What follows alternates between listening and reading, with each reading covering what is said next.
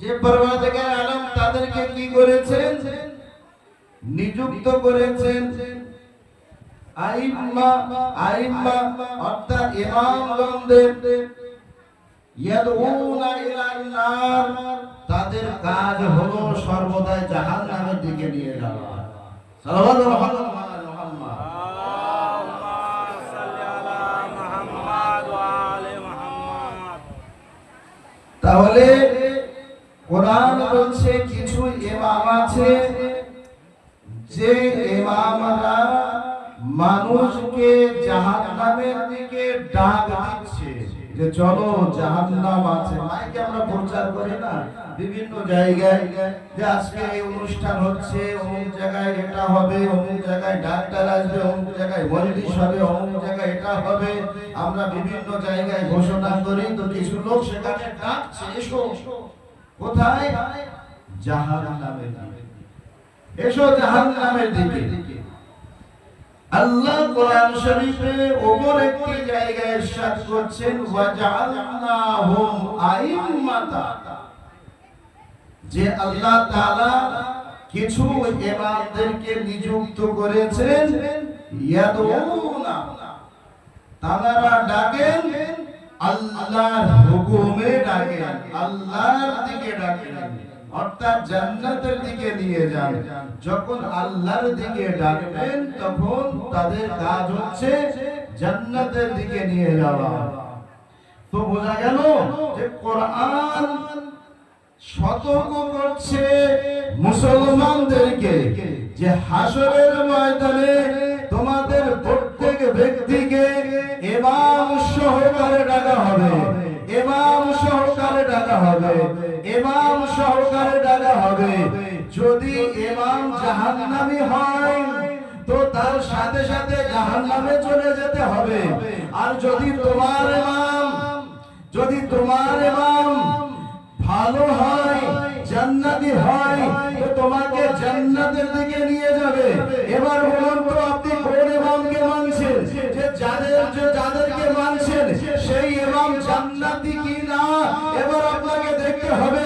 তো আল্লাহ রাসূল বলেন ইন্নাল হাসান ওয়াল হুসাইন সাইয়্যিদা শাবাবি আহলিল জান্নাহ, নিশ্চয় ইমামে হাসান ও হুসাইন জান্নাতবাসীদের যুবকদের সরদার।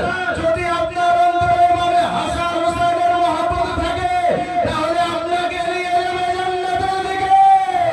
সাল্লাল্লাহু আলাইহি মুহাম্মদ।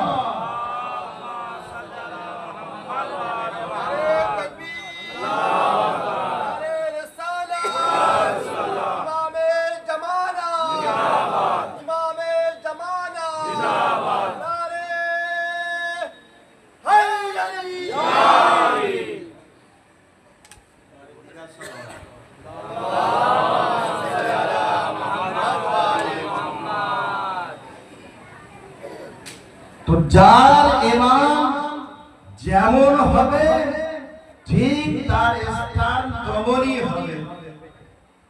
তো ইমাম যদি ভালো হয় তো আপনাকে ভালো জায়গায় নিয়ে যাবে, আর যদি ইমাম খারাপ হয় তো খারাপের দিকে নিয়ে যাবে, জাহান্নামের দিকে নিয়ে যাবে। তাই কোরআন বয়ান করছেন সেই ইমাম সম্পর্কে যারা জাহান্নামের দিকে নিয়ে যাবে তারা সাহায্য করতে পারবে না। তো বোঝা গেল জান্নাতে যেতে গেলে এমন ইমামদের অনুসরণ করতে হবে, এমন ইমামদের মেনে চলতে হবে যাদের সম্পর্ক জান্নাতের সাথে আছে, জান্নাতের সাথে আছে। যদি জান্নাতওয়ালা ইমাম না হয়, যদি সেই জান্নাতি ইমামদের সাথে সম্পর্ক না থাকে, বিভিন্ন জায়গায় যেতে পারবো কিন্তু জান্নাতে যেতে পারবো না। তাই আল্লাহর নবী বলছেন যে জান্নাতের যুবকদের সরদার ইমামে হাসান ও হুসাইন, যদি এদের মহব্বত তোমাদের অন্তরে থাকে, যদি এদের ভালোবাসা তোমাদের অন্তরে থাকে, তাহলে শুধু জান্নাতে নয়, বরং আমি রাসূল আছি, আমি যে এখানে জান্নাতে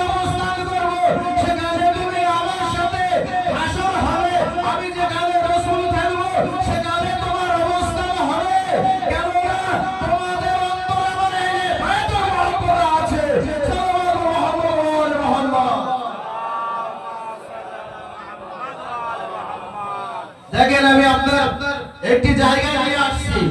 অনেক সময় দুনিয়াতে আমাদের বলা হয় যে রাসূলুল্লাহ থেকে হযরত আলীর নাম বেশি নেওয়া হয়, এই জন্য সর্বদাই যে তারা হযরত আলীকে মেনে চলেন না, তাদের জিকির বেশি করা হয়, যার কারণে কি হয় যে হযরত আলীকে মাশাআল্লাহ নবী থেকে বেশি মানা হয়। কোরআন শরীফে বহু নাম এমনই আছে নবীদের, যে নবীরা এসেছে কিন্তু তাদের নাম, যারা আগে এসেছে তাদের নাম কম আছে, আবার পরে যারা এসেছে তাদের নাম দেখা যাচ্ছে বেশি আছে। তো যার নাম বেশি আছে মানে এই নয় যে আল্লাহ তাআলা সেই ব্যক্তিকে বেশি ভালোবাসে। যার নাম বেশি আছে মানে নেওয়া হচ্ছে মানে এই নয় যে আল্লাহ তাআলা সেই নবীকে বেশি ভালোবাসে, এমনটা নয়, বরং নাম নেওয়ার কিছু কারণ আছে। আমাদের 12 ইমামদের যে নাম, প্রথম ইমাম থেকে শেষ ইমাম পর্যন্ত, এই যে 12 জন আমরা ইমামকে মানি, এই ইমামদের মধ্যে একটি ইমামের যা শিয়া ইসনা আশারি নয়, বরং যাদের অন্তরে আহলে বাইতের মহব্বত আছে, তারা কিন্তু হুসাইনের স্মরণ করে, হুসাইনকে স্মরণ করে। হুসাইনের নাম বেশি বেশি নাই, যে নাম না হযরত আলীর নেওয়া হয় না ইমামে হাসানের নেওয়া হয়, হুসাইনের বেশি নেওয়া হয়, বিশেষ করে মুহররম মাস আসলে। কেন না কিছু কারণ আছে, কিছু কারণ আছে, যার কারণে আল্লাহ তাআলা ইমামে হুসাইনের নাম বেশি নেওয়ার জন্য বলেছেন ফাজকুরুনি আযকুরকুম। আল্লাহ কোরআনে বলছে তোমরা আমার জিকির করো, আমি আল্লাহ তোমাদের জিকির করব। তো ইমাম হুসাইন আলাইহিস সালাম কার জিকির করেছিলেন, কার স্মরণ করেছিলেন? 1,24,000 নবী আল্লাহ তাআলা পাঠিয়েছেন, আদমকে পাঠিয়েছেন, নূহকে পাঠিয়েছেন, ঈসা মুসা বিভিন্ন নবীদেরকে পাঠিয়েছেন। ইব্রাহিম নবীর আগে জনাবে আদম আলাইহিস সালাম, নূহ আলাইহিস সালাম, তাদের তাজকিরা জিকির বেশি হয় না, যত জিকির করা হয় ইব্রাহিম,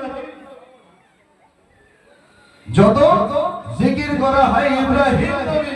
এর মানে এই নয় যে পরওয়ারদিগার আলম জনাবে ইব্রাহিম নবীকে বেশি ভালোবাসেন, কারণ আছে বলে আল্লাহ তাআলা ইব্রাহিম নবীর জিকির বারবার করতে বলছেন। কিছু কারণ আছে, কিছু কারণ আছে। তো কিছু কারণ যখন আছে, বলুন তো এই দুনিয়া কার মহব্বতে সৃষ্টি?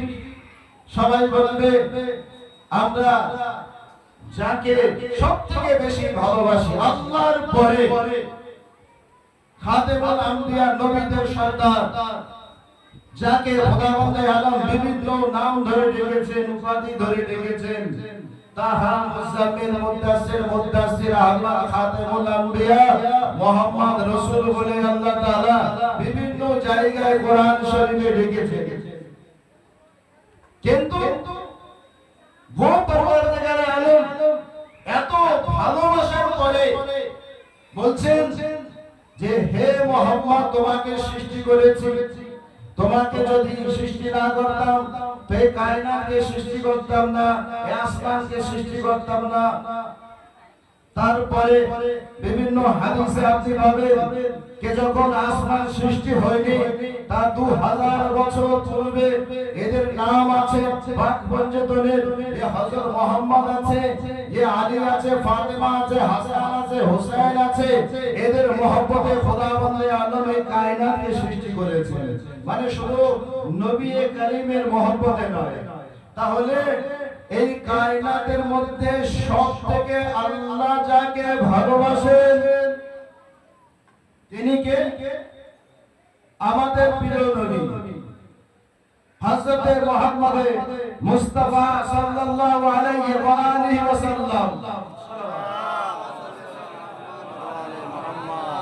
যখন সেই নবীকে এত ভালোবাসেন, যখন এই নবীকে ভালোবাসা হলো, মহব্বত করছে পরওয়ারদিগার আলম, মহব্বত করেছে, কিয়ামত পর্যন্ত করতে থাকবে। কিন্তু এটা দেখলাম না যে আল্লাহ তাআলা কে নবীকে বললেন, হে নবী, জান্নাতে যুবকদের সর্দার তুমি আছো। না আদমকে বলেছেন, না নূহকে বলেছেন, না ইব্রাহিমকে বলেছেন, না ঈসাকে বলেছেন, না মুসাকে বলেছেন, না ইউনূসকে বলেছেন, না শোয়েবকে বলেছেন, না ইউসুফকে বলেছেন, না জাকারিয়াকে বলেছেন, না ইসমাঈলকে বলেছেন, না ইসহাককে বলেছেন। যার মহব্বতে খোদাবন্দে আলম কায়নাতকে সৃষ্টি করেছেন, যাকে খোদাবন্দে আলম সর্বশ্রেষ্ঠ সবথেকে বেশি ভালোবাসেন, সেই দয়ার নবীকে এত ভালোবাসার পরে আল্লাহ তাআলা কথাও বলছেন না, হে নবী, আমি জান্নাতের যুবকদের সর্দার তোমাকে বানালাম। এ আল্লাহ কেন বানালেন?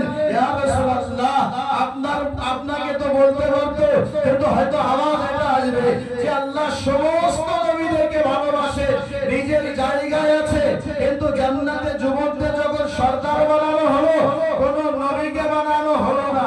এর মানে এটাই যে আল্লাহ তাআলা মাআযাল্লাহ মানে হাসান হোসেনকে বেশি ভালোবাসেন।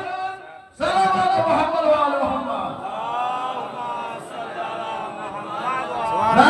রহস্য আছে তো 1,24,000 নবীকে না আল্লাহ তাআলা কোন জান্নাতে যুবকদের সর্দার বানিয়েছেন কাকে? ইমামে হাসান হোসেনকে। দুনিয়াতে যত মুসলমান আছে, যত ফেরকা আছে, তারা সকলে যাবে জান্নাতে, সকলের নিয়ত আছে জান্নাতে, যা করে না যায় নিয়ত আছে জান্নাতে যাব। জান্নাতে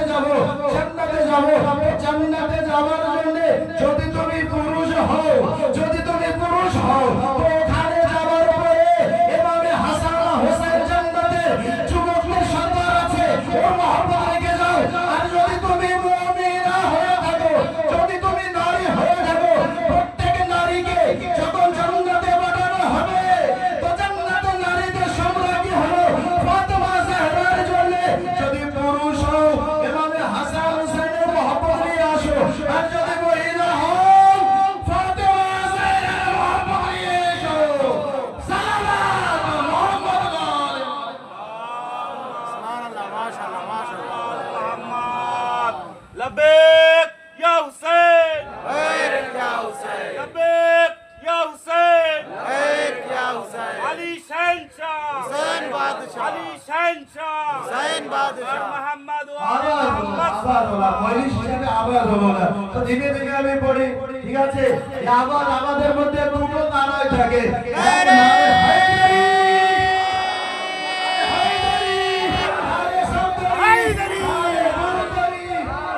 আরেকটি আওয়াজ থাকে কি?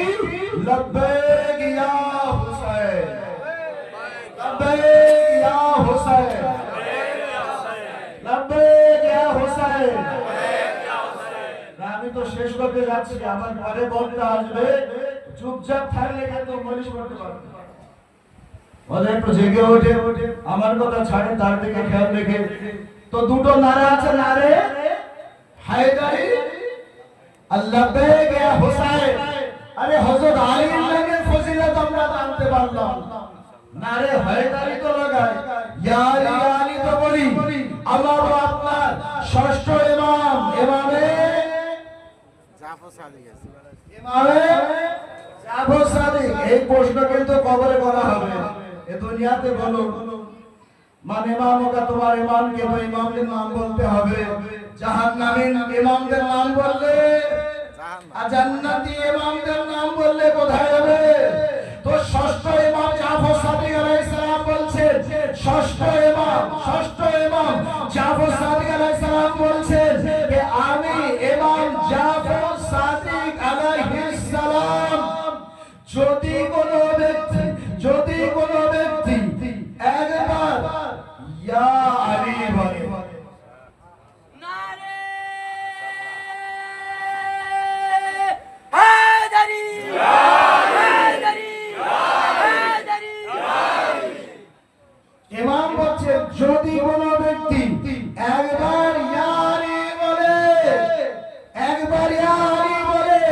তো আমি তার কত সওয়াব? ইমাম বলছেন শোনো, যে ব্যক্তি একবার